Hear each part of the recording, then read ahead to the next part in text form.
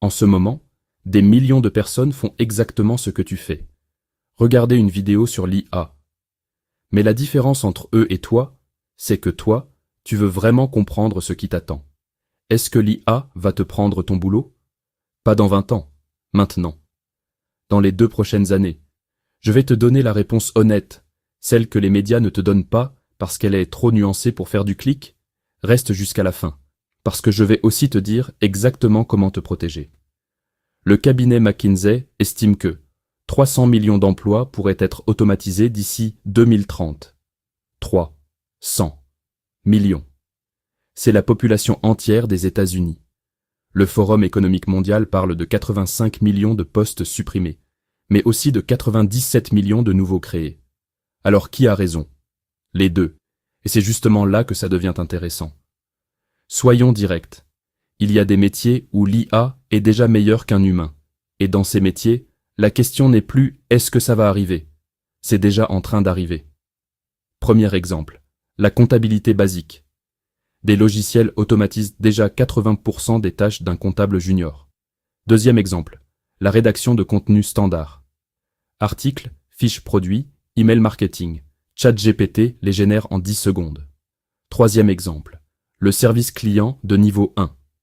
Les chatbots gèrent maintenant 70% des demandes sans intervention humaine. Mais voilà ce que personne ne te dit. Ces métiers n'ont pas disparu. Ils ont muté. L'IA est incroyablement forte pour analyser, générer et optimiser. Mais elle a des angles morts énormes. Elle ne peut pas gérer l'imprévu humain. Un plombier qui répare une fuite dans un appartement du 19e siècle avec des tuyaux tordus dans tous les sens? Aucun robot ne fait ça. Elle ne peut pas créer de vraies connexions émotionnelles. Un psy, un coach, un commercial de haut niveau, ces métiers reposent sur la confiance humaine. Et elle ne peut pas diriger des équipes. Le management, la politique, la négociation, ça reste du domaine humain. La règle d'or. Plus ton métier est difficile à décrire en instructions précises, plus tu es en sécurité. Voici la vérité que j'aurais voulu entendre plus tôt. L'IA ne va pas remplacer les humains. Elle va remplacer les humains qui n'utilisent pas l'IA. Relis cette phrase. La menace réelle, c'est pas le robot, c'est ton collègue qui utilise ChatGPT et qui produit 3 fois plus que toi en même temps. C'est la start-up de 5 personnes qui remplace une agence de 50, grâce à l'automatisation. Alors, concrètement, 3 choses. 1.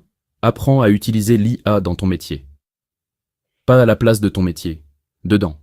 Trouve les tâches répétitives que tu fais chaque semaine et demande-toi. Est-ce qu'une IA peut m'aider à aller 10 fois plus vite? 2.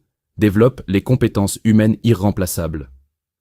Communication, leadership, créativité, pensée critique, ces compétences valent de plus en plus cher précisément parce que les machines ne les ont pas.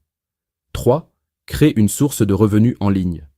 Newsletter, chaîne YouTube, freelance, quelque chose qui ne dépend pas d'un employeur unique. Alors, l'IA va-t-elle remplacer ton travail?